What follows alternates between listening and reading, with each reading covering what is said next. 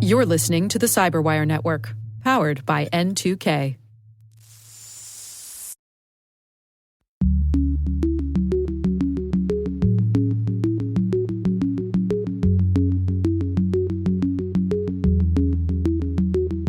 The real question we should be asking ourselves is not like, how do we stand up entirely new bureaucratic systems, but how can we make what we have a lot more effective? Hello, everyone, and welcome to Caveat, the Cyberwire's Law and Policy Podcast. I'm Dave Bittner, and joining me is my co-host, Ben Yellen from the University of Maryland Center for Health and Homeland Security. Hello, Ben. Hello, Dave. On this week's show, Ben looks at the shift to more secure messaging apps and the fallout of Parler going offline. I've got the story of the FTC cracking down on misuse of facial recognition software. And later in the show, my conversation with Andrew Burt from the Yale Information Society Project. He's going to be telling us about the Digital Future Whitepaper Series, and they just released their first white paper. It's titled Nowhere to Hide: Data, Cyberspace, and the Dangers of the Real World. While this show covers legal topics and Ben is a lawyer, the views expressed do not constitute legal advice. For official legal advice on any of the topics we cover, please contact your attorney.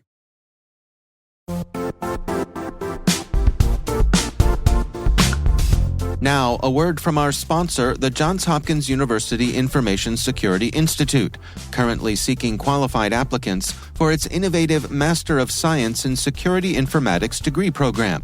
Study alongside world-class interdisciplinary experts and gain unparalleled educational, research, and professional experience in information security and assurance.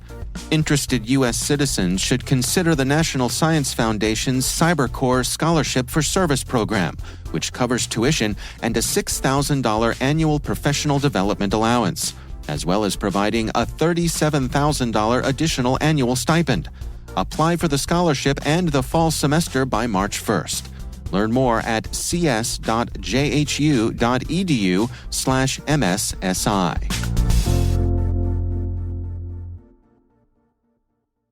All right, Ben, let's dig into some stories this week. What do you have for us? So my story comes from the Washington Post, written in their technology section by Garrett DeVink and Ellen Nakashima. The story is about how right-wing protesters, supporters of President Trump, have been forced to move to encrypted applications because all of their other favorite applications have been shut down or significantly curtailed. So not only have Facebook and Twitter tried to cut down on extremists, they've deleted a lot of accounts. Obviously, Facebook temporarily banned President Trump and Twitter permanently suspended his account. But even an application like Parler, at least temporarily, went offline. So Parler is a microblogging alternative to Twitter that's very popular among right-wing groups. And it went offline because Amazon Web Hosting Service decided not to support it anymore. And it was also taken out of the Apple Store and Google Play. Luckily for these groups and for these individuals, there are a bunch of encrypted messaging applications that have filled the void. So the couple that they mention in this article are Telegram. Obviously, that's based in Dubai. It's long been very popular as an encrypted messaging application among people who would rather keep their conversations underground, so to speak. And other services like MeWe, which is another social media application that's been very popular among extremists. So this presents a number of problems. These applications have surged in popularity. They are running up the charts on both the Apple App Store and Google Play, going from the 10,000s into the top 15 applications downloaded. So there's concern there that people who we want to be monitoring are going off the grid. When people are using mainstream American social media applications, there are ways for our government and law enforcement to get access via subpoena. Sometimes people leave information public-facing. Law enforcement can get lucky. But law enforcement generally knows how to deal with those types of applications. With things like Signal and Telegram and MeWe, that means that the users are largely going dark and are evading the watchful eye of law enforcement. And one of the reasons that's so concerning is there's been a lot of chatter on these applications about future insurrectionist attacks. And it's been very difficult for law enforcement to break through these encrypted applications. Not just because of their security features, but also because the leaders of these companies, I think, are less beholden to political pressure from national leaders to moderate their own content and make user data more available. So it's proving to be a major challenge for law enforcement. Let me ask you this. Aren't we kind of wanting to have our cake and eat it too? Because the conversations that you and I typically have about apps like Signal and Telegram, these end-to-end encrypted apps that are built around privacy and security, is that aren't they a great thing for all the people we like? I know. The folks who are, it's a good thing for free speech and people privacy, to be able to communicate. And keep the government out of their private business. But suddenly, we're on the other side of this now with folks who are, may have had something to do with the riot at the Capitol, folks who are aligning with that. And we see it's really a bright light on the other side of this encryption argument, isn't it? That's why this issue is so incredibly complicated. I mean, I try and catch myself. I start thinking, well, maybe former Attorney General William Barr was right that we should prioritize getting a backdoor into these encrypted applications. And I'm like, no, this isn't who you are, Ben. And I don't think you should judge an application or any policy, for that matter, by its most egregious, disfavored users. So I think we should think twice before we propose rash policy changes in response to this dilemma, because we do want to support the right of people to have private end-to-end encrypted conversations on these applications. That does comport with our values. One thing that makes this different is people are using these applications to sow insurrectionist violence. So there is always a line somewhere. Right. And even these applications, when they were contacted by the Washington Post, have tried to claim they've done their best to moderate content. They took down 1,000 posts. At least that's what Telegram had said. 3,000 public groups in January alone that were inciting violence, although they said that fewer than 6% of those were in the United States. So even these applications themselves that want to sell themselves on, protecting your privacy, your conversations, I think really do draw the line at having their platform be the one where people are planning insurrectionist violence. But you're right, we can't have our cake and eat it too. There are always trade-offs here. The trade-off here is, would we potentially want to give up all of the benefits of private messaging services, and there are many benefits, just for our short-term goal of protecting ourselves through this very tumultuous time? And honestly, Dave, there's not an easy answer to that question. Yeah. I mean, I try to think about something that I think everyone is in broad agreement is a bad thing, something like child pornography, that sort of thing, that these platforms can be used for those sorts of things. The people who want to do those things can use these end-to-end encrypted apps in service of those crimes that they're committing. There's not a whole lot that the app developers can do about that because, as you sort of say, I mean, as a side effect of how these apps work, they don't have a view into what's going on their platforms. But we all say, well, as you say, we can't judge it by the most extreme uses of it. To me, this is just the developing reality that it makes sense. As you shut down the places in the public eye where folks can communicate, and people learn their lesson, right? Yes. Like the folks who want to do these things are part of the reason they're getting so easily tracked down and arrested. I'm thinking specifically of the Capitol riot, is because of all the things they posted publicly. Right. So look where I makes am. sense. Yeah. Right. Look, here's my GPS location. It makes sense that the natural way of things would be that they would say, ooh, we got to do better than that. And Yes. they would move to a different platform. Yes, that is a problem for law enforcement. And what an interesting natural evolution of things. Is that a way to say it? Yeah. One thing I keep thinking about, I always try and find my analogies in the non-digital world. But I'm sure there was some point in history where people were planning insurrection through the U.S. mail. People were sending each other letters saying, here's what I think we should do. This is how we should, we can topple the government, commit violence, sow unrest. And can you imagine if in, response to that, the government decided that they were going to open all of our letters before we saw them? A lot of us would find that offensive. Obviously, there's no perfect comparison. There are a lot of differences. But I think that's just something that's important to remember. But again, it's not an easy question. Somebody asked me, would you do whatever is humanly possible to stop insurrectionist violence and, to prevent more law enforcement officers, innocent people from getting killed? You'd want to say yes, but these are just not easy questions. Right. And that's that old ticking time bomb issue, right? I don't know. I don't want to say that old chestnut, but, that's often brought up when you have these conversations. What if the bomb is ticking and you have to do something extreme to stop the bomb from ticking? Right. And I don't know. To be honest, the bomb is not. very rarely ticking, and that's why I never like that as a hypothetical. I mean, there are just not that many scenarios where that happens. I kind of feel like this is maybe one where the metaphorical bomb is sort of ticking. And, there have been, over the last couple of weeks, very specific threats of potentially violent armed insurrectionists going to the U.S. Capitol, going to state capitals. So it's not theoretical. I mean, it's real. Right. And it's hard for me to try and figure out where to draw the line, whether you can take broad strokes to protect the public against these encrypted applications, or whether that would be overbroad and would violate our right to privacy. So it's just a very difficult question. I think, this article didn't really express a view on that. It was more just kind of summarizing what's happening, which is that these applications have skyrocketed in popularity, but it just kind of gets you thinking about that dilemma. Yeah. We'll have a link to that Washington Post article in the show notes. My story this week actually comes from the folks over at the law firm Cooley. We've had some of their fine attorneys as guests on our show here.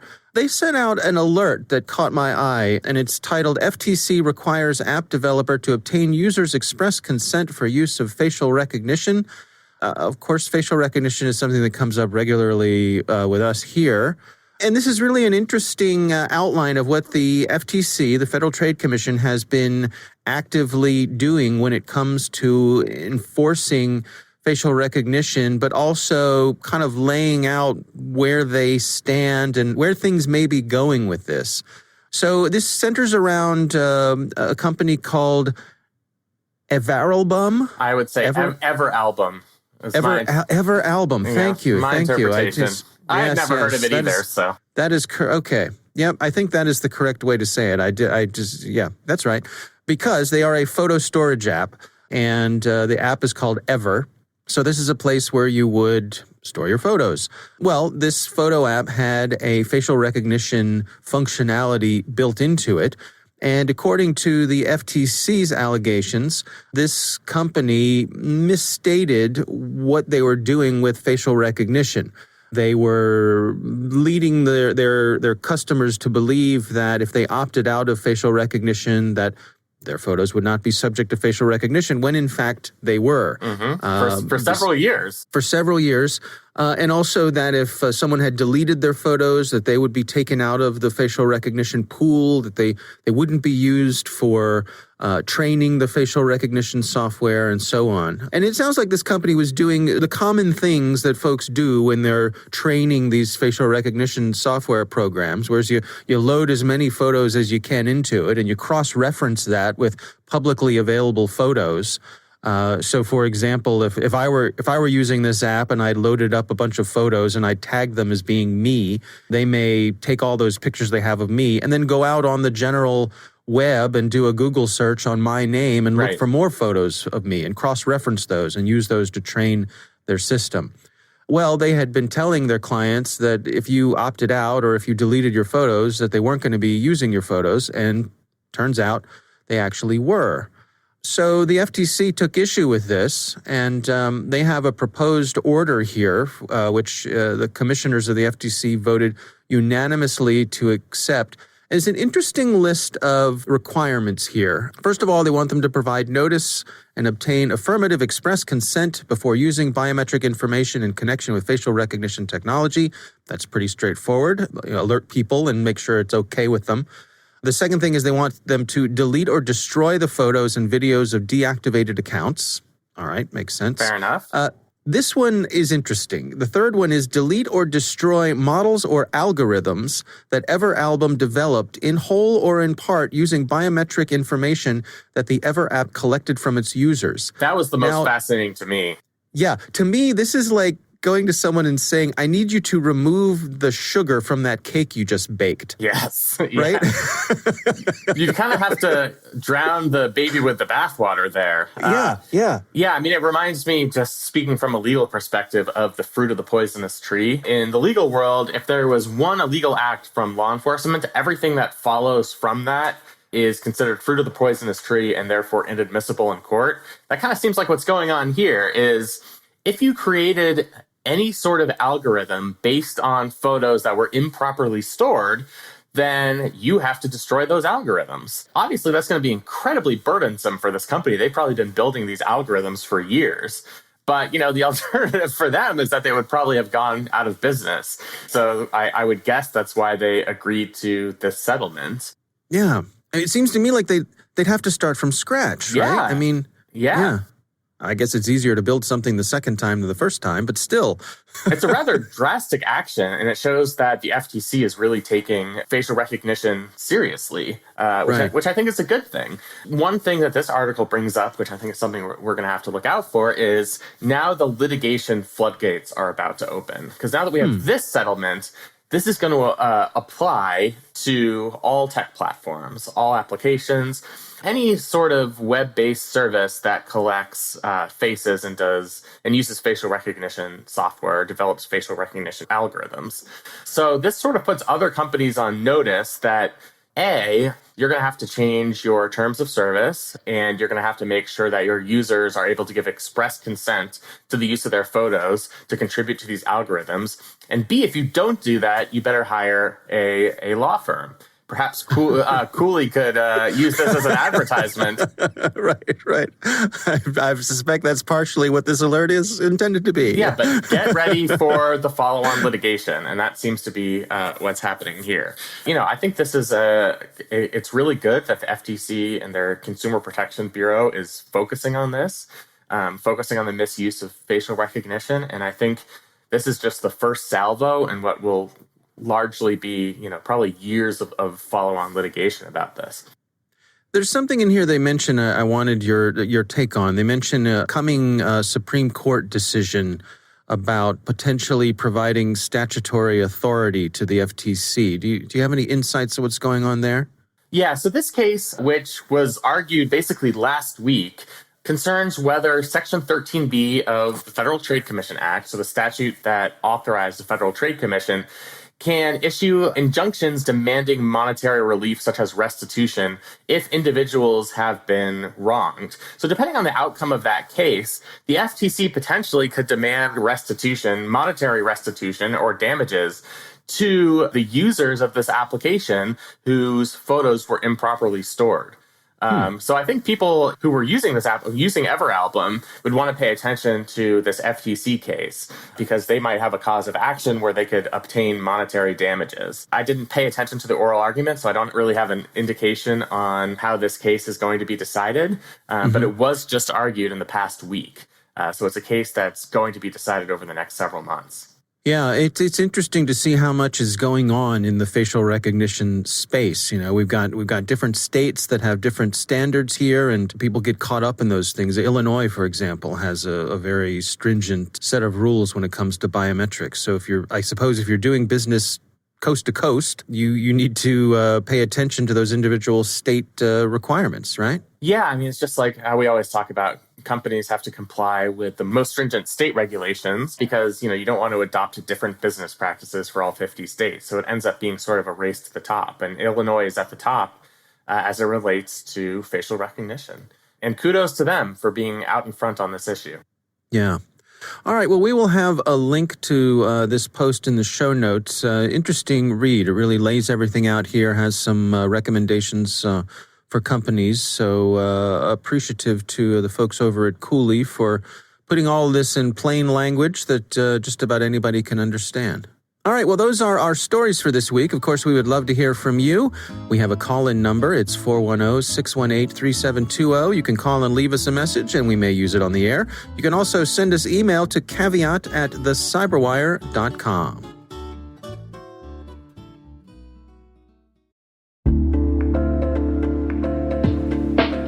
And now, a word from our sponsor, SpyCloud, the cybercrime analytics leader.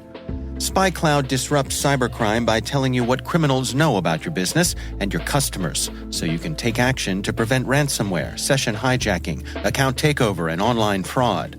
SpyCloud constantly recaptures and analyzes new data from the criminal underground, including credentials, session cookies, and PII siphoned from malware-infected devices. With knowledge of the specific exposed data criminals have in hand from InfoStealer malware on managed and unmanaged devices, security teams can respond with a more efficient and effective process called post-infection remediation that fits seamlessly into existing incident response frameworks. Get SpyCloud's post-infection remediation guide outlining the 7 steps for preventing a malware infection from becoming a full-blown ransomware incident. Visit spycloud.com/cyberwire. That's spycloud.com/cyberwire. And we thank SpyCloud for sponsoring our show.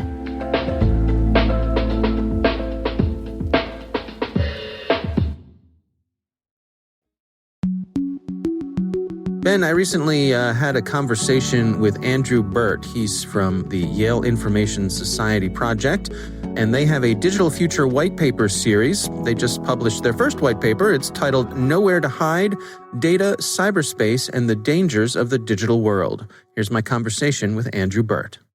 I have been working at the intersection of law, technology, and risk for quite some time, first in the FBI Cyber Division, then at Immuta, which came out of the intelligence community, and now at B&H.ai, this boutique law firm focused on AI.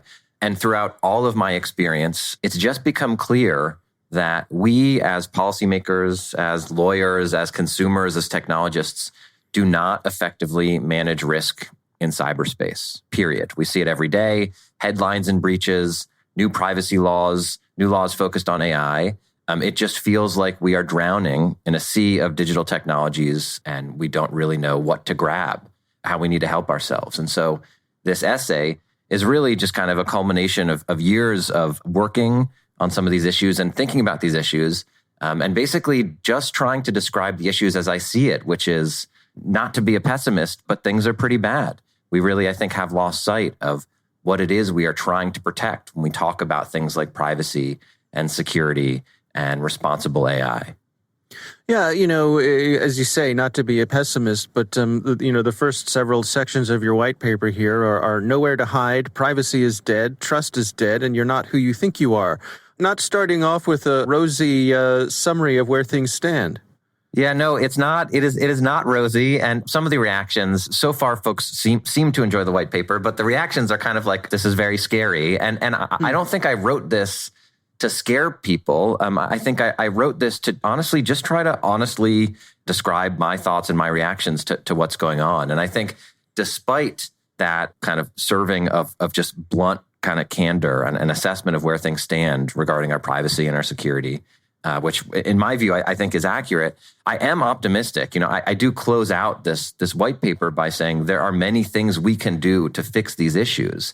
So it's not all doom and gloom. I think I say somewhere in the paper that the sky may seem like it is falling, but it need not fall as fast or land as hard. And so I think the real takeaway is that none of this is fated to happen. It is not a foregone conclusion that privacy, really ends up being something meaningless that, our grandparents used to enjoy, and that, the users of social media and denizens of the internet just kind of look back at this idea of privacy kind of laughingly as something that's arcane. This is not something that's fated to happen. And so I think there's a good deal of optimism here in the sense that we have a choice. We can actually choose to adopt digital technologies responsibly, to slow down our adoption so that we can actually understand the complexity of the digital world. But I think, that being said, if the future looks like the past, it's not going to be a particularly great future in terms of our ability to protect all the data that we generate. Well, take me through your premise here. I mean, if privacy and trust are indeed dead, what leads you to that conclusion? I'll start with privacy. And basically, privacy is a very kind of ambiguous concept that has shifted over the decades. But I kind of anchor my definition of privacy in the 1890, the very seminal, famous law review article by future Justice Brandeis and another attorney that really kind of set the definition for privacy as the right to be let alone. And so if we think about what this means, the right to be left alone in our kind of modern era where everything we do generates data, and data at large volumes generates insights that we can't understand that are often sensitive and reflect about who we are. There's really no other conclusion than to state, I think, pretty bluntly, again, that privacy as we've known it, privacy as we've conceived of it, is no longer. The ways that we can be identified, the ways deep and sensitive insights about us can be inferred from the data we generate just keeps growing. I cite in the white paper an incident that happened almost 10 years ago where Target very famously was able to predict that a teenager was pregnant based on her shopping patterns before her family even knew. And that was a decade ago. That was just a few years after the adoption of the iPhone. That was not taking into account all the data that we now generate on a daily basis. And it wasn't also even taking into account the fact that so many of us now live almost our entire lives online as a result of the pandemic. On privacy kind of specifically, this idea that we can protect sensitive information about us, this idea that we can actually exert some control over what other people are able to learn is becoming more and more meaningless directly in relation to all the data we keep generating. So the more digital devices we have, the more connected we are, the more data we generate, the harder it's going to be to protect what we think about as privacy. Do you suppose there's a certain sense of resignation out there where people sort of throw their hands up and they say, well, I want to be part of this digital world and this is just part of what goes with that? Certainly, but I don't think that's the whole story, because if you look at polls and you look at just in general the way the public in the US and around the world views privacy, this is a really important issue. In fact, it's one of the few issues right now that actually has bipartisan support, which is almost crazy to think that there's any issue that could kind of unite lawmakers on both sides of the aisle. But privacy is one of them. So I think there certainly is some resignation, but I think the broader issue is I think it's just about incentive structures. And right now, the incentive structures related to almost all digital technology just overvalue short-term thinking. And so it's one of the reasons why, over time, it becomes incredibly difficult to understand, little less manage IT environments in a corporate setting, in a home setting, as all of these choices add up, as they accumulate and accrete. It becomes very hard to understand exactly what it is that's happening. And so when we're focused on what's the next app I'm going to download, what's the next cell phone I'm going to buy, what's the next IoT, device I'm going to connect to my home network, it just becomes very hard to step back and think about the bigger picture. This is certainly something that I don't think it's actually rocket science. In the white paper, I outline a couple of very concrete things that I think we can do to help us make sense of our environment. And again, this is totally possible. This is not a foregone conclusion that we are just unable to protect our data. And I would also just say, one of the pretty interesting feedback I've been getting, and frankly, I've been getting this ever since I left the FBI, where people come up to me and they say, what do you think about the latest hack? And kind of, it's almost, let's say every 2 to 3 weeks it happens. And there's always kind of a tone that like, this is the worst thing that's ever happened. What do you think about this? It's kind of, we're just watching, the tide rising, and every single time it rises, it's higher than before. I think one of the interesting perspectives, one of the takeaways of a lot of those conversations is at the beginning, it comes off as pessimistic because I kind of say, of course, this is a real issue. And we as a society, we as a government, globally, we're just not doing enough to address this. But on the other hand, it is not that complicated to fix. We have fixed far more complex issues as a society. So again, I think what it really, the real issue is one of just aligning incentives so that the folks who are selling digital technologies have the same incentives as the folks who are buying and using, and the folks who are using it also have a good understanding of what the risks they're actually kind of adopting as they adopt all these technologies. Well, let's go through some of the specifics together. What are some of the things that you consider to be achievable here? I'm a lawyer by training, so a lot of these are actually kind of, some of them are technological, but a lot of them just kind of start with, what should laws do? How can laws create the right incentives? And so one of them that I cite, there are a couple, and I don't know how deep we want to get, but one of them that I'll just say is I talk about how laws should incentivize the use of things like privacy enhancing technologies. And so these are actual technologies or techniques that can help obfuscate data, that can help increase the level of security and privacy associated with data use. And right now, there's a wonderful UN report on privacy enhancing technologies that I believe I cite in the paper.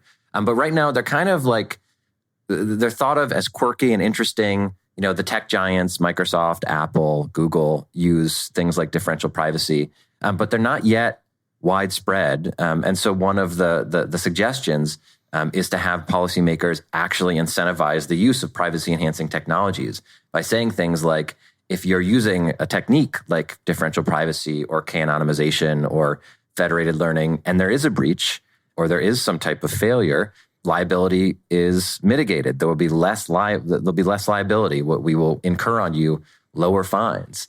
And so just the very act of doing that is going to incentivize organizations to adopt technologies that actually prioritize privacy and security. And also, I think it'll have the added benefit of reducing insurance rates, which will further incentivize the adoption. And these are basically like the way that I think of these privacy enhancing technologies as kind of technical safeguards, technical guardrails built into the very fabric of our software that can help to minimize some of the risks that are frankly just inevitable. I'm happy to keep talking about some of the suggestions, but I don't know how deep we want to go into the weeds here. Well, there's something that strikes me here that it seems to me there's a kind of a fundamental disproportionality here. And I think of the example of if I'm just going around, checking out websites, news websites and so on, and I have an ad blocker on because I don't want all my information tracked.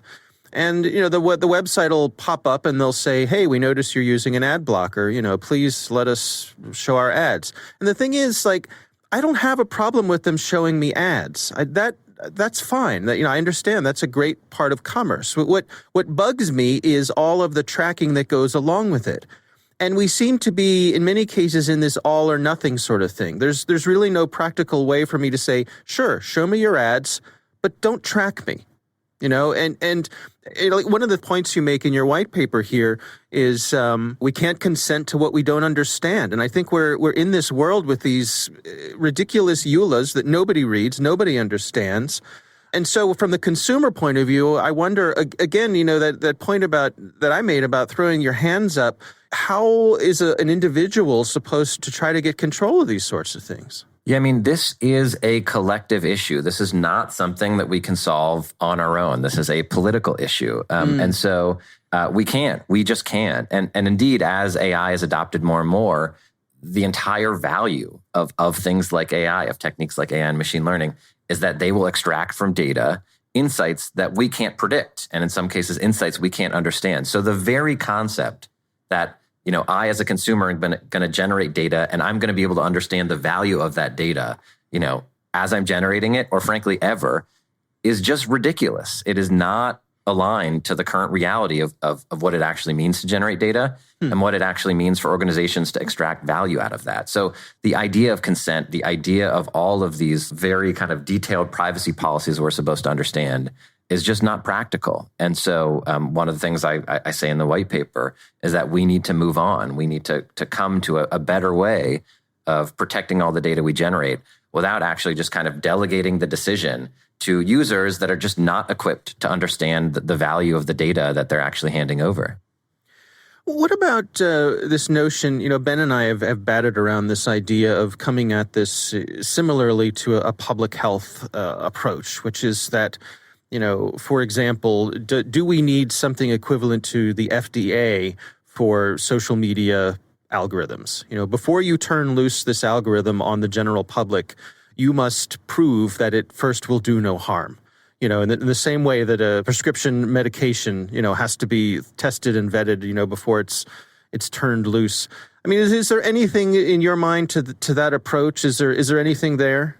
I would make 2 points. The first is that a lot of the discussion about, the current state of privacy and data protection, it always kind of gravitates towards social media. The first point I would make is this is about software writ large. This is about how it is that we interact with software systems and the digital world.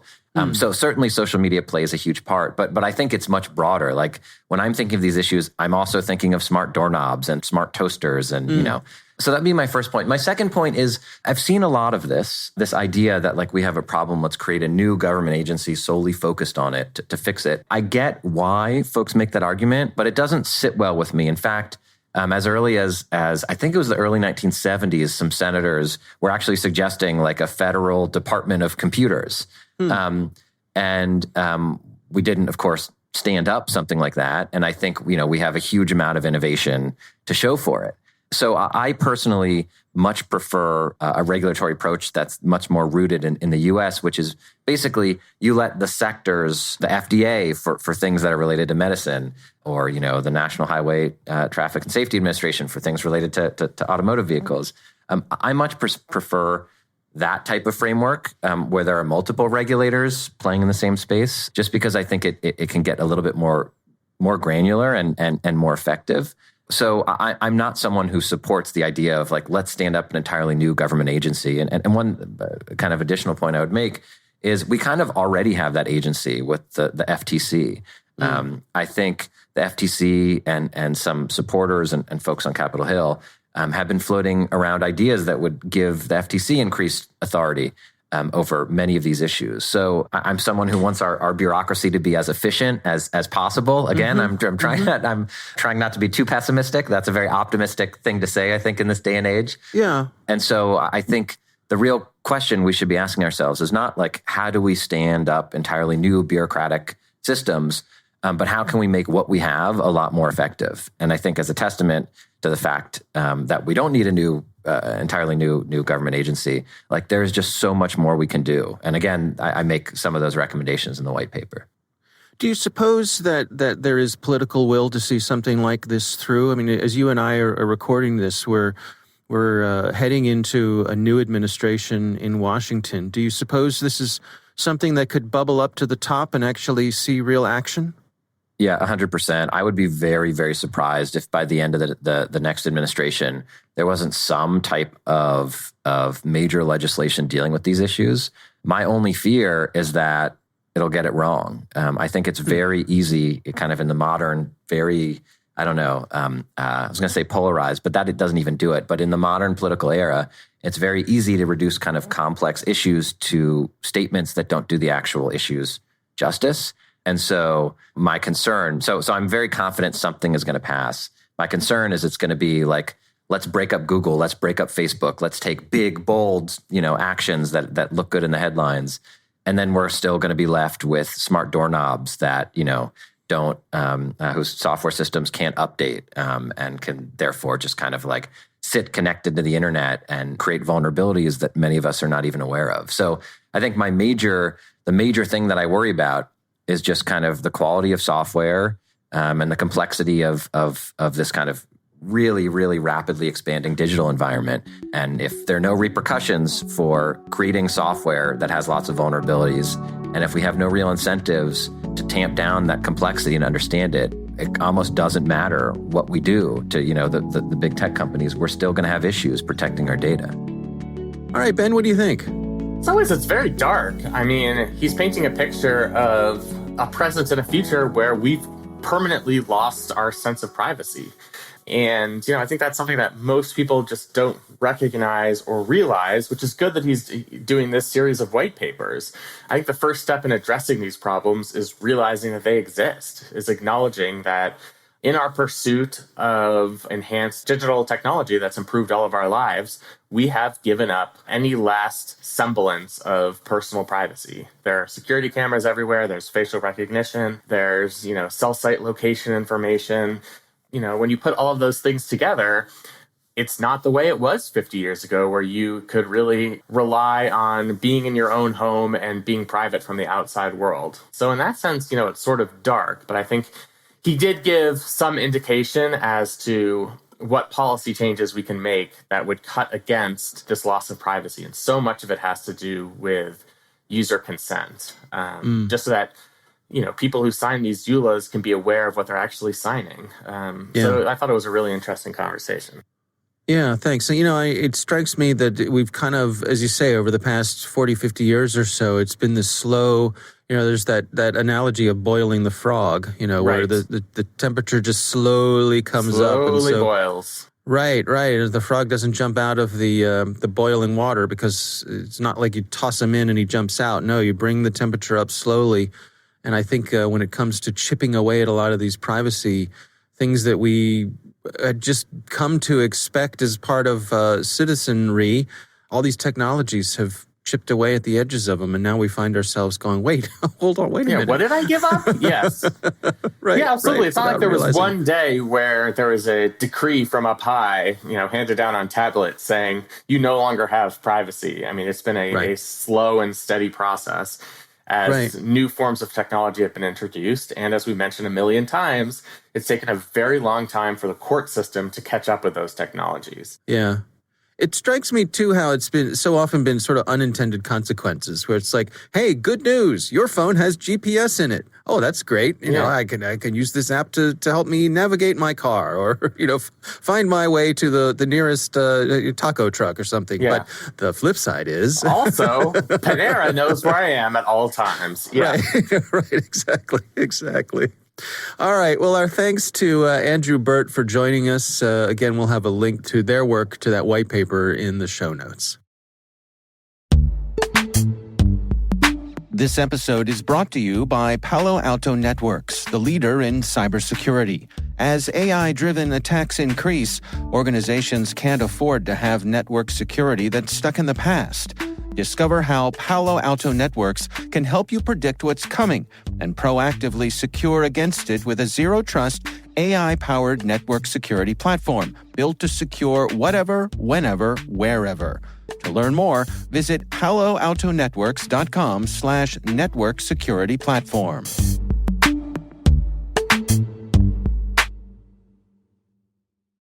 That is our show. We want to thank all of you for listening. The Caveat podcast is proudly produced in Maryland at the startup studios of Data Tribe, where they're co-building the next generation of cybersecurity teams and technologies. Our coordinating producers are Kelsey Bond and Jennifer Iben. Our executive editor is Peter Kilpie. I'm Dave Bittner. And I'm Ben Yellen. Thanks for listening.